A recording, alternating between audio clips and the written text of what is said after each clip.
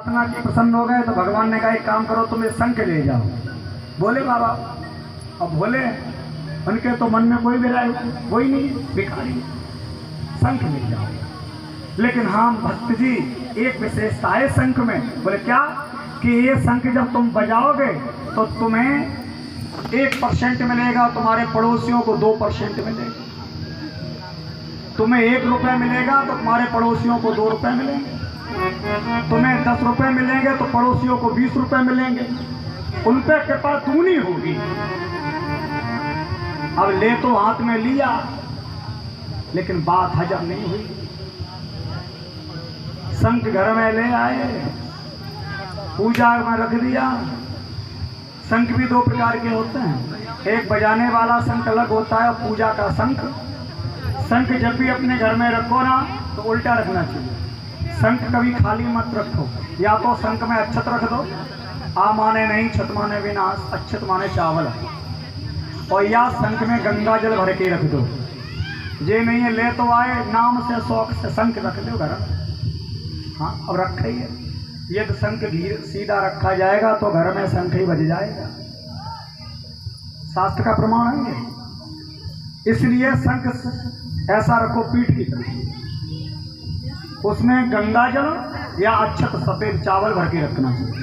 अब भगत जी शंख ले तो आए और उन्होंने वो शंख पूजा स्थल में रख दिया और किसी काल से बाहर चले गए।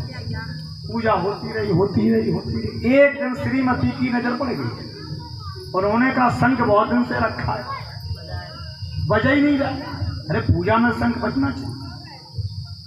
हाँ, उन्होंने उठाया शंख और मन में कामना क्या थी कि मेरा, जब पूजा कर रही थी मन में ऐसा भाव था उस समय का, मेरा अच्छा सा मकान बन जाए, सुंदर सा मकान बन जाए, अच्छी व्यवस्था हो जाए।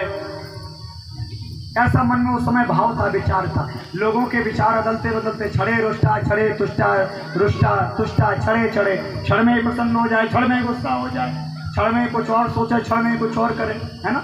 तो ऐसे ही शंख के बारे में सोच रही थी और मकान के बारे में चिंतन कर रही थी। उठा लिया और बजाया, और जैसे ही शंख बजाया भोले बाबा की कृपा, उसकी तो 1 मंजिल की बिल्डिंग बन गई और पड़ोसियों की 2-2 मंजिल की बिल्डिंग।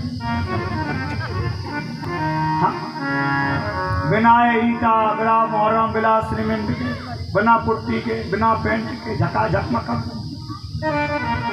पड़ोसी बड़ा खुश, ऐसे पड़ोसी मिल जाए। हमारे आश्रम कोई बनवा, हम तो उसे आरती और करें 24 में। चलो, बड़ी कृपा करते। ऐसा पड़ोसी हो जाए, अब पड़ोसी मिल जाए। अच्छा, हमारे गांव में और हमारे गांव के हर पड़ोसी के बगल में जितने पड़ोसी है सब अच्छे हैं, और नहीं तो लोगों को गांव घर बेचने पड़ जाते हैं। शहरों में मकान, प्लाट, दुकानें बिक गई पड़ोसियों की वजह से। ऐसे ऐसे दुष्ट फंस गए। बोले पंडित जी हमने तो घर ही बेच दिया, हम कॉलोनी को ही छोड़े गए। बोले पड़ोसी इतना दुष्ट है। अच्छा पड़ोसी मिले, भगवान की कृपा मानो। अब पड़ोसी बड़ा खुश। और दूसरी एक बात और है, ज्यादा खुशी मत हो। कभी कभी खुशी भी दुखी में बदल जाती है।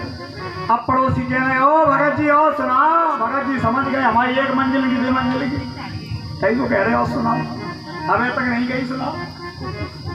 10 बार 10 बार पूछा। अब भगत जी को आया गुस्सा। ओ भोले बाबा के शंख, हमारी 4 मंजिल की बिल्डिंग बन जाए। उनकी तो बनी 4 की, भगत जी की पड़ोसियन की 8-8 मंजिल। बोली अब पड़ोसी और कुछ ऊपर से ही देखे भगत जी का कर रहे पूजा, घंटी पर 1 घंटा शंख हो रहा दाना। भगत जी को आई गुस्सा। ओ भोले बाबा के शंख, हमारी 1 आंख फूट जाए। हाँ? और करो ले। अब उनकी तो फूटी 1 और पड़ोसी की दोनों साथ। अब कोई कछू ना कहे, बानों का सर रख के हम बोले तुम्हें बिल्कुल हिलने का। ओ भोले बाबा के शंख, हमारे 1 पाँव और टूट गया। 1 पाँव से तो चले लाठी जिंदाबाद उनके दो।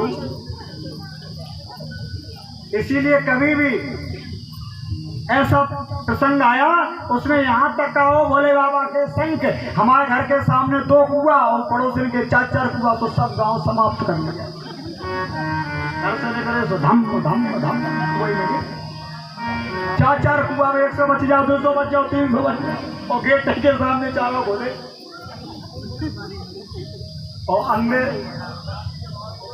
वो निकल गया। आगे एक पाँव फूटा, एक आंख फूटी, उस पर तो कृपा रही और जो पूर्ण कृपा बरसी फिर वही ऐसे बरस गए नामो निशान नहीं खता। अरे साहब भोले बाबा के में माधव है उसका सदुपयोग करिए, दुरुपयोग ना करिए, कृपा मिल जाए हैं। बहुत से साधु महात्मा पैर नहीं छुआते, कृपा मिल गई, पांव छूने से भी कृपा चली जाती है। आशीर्वाद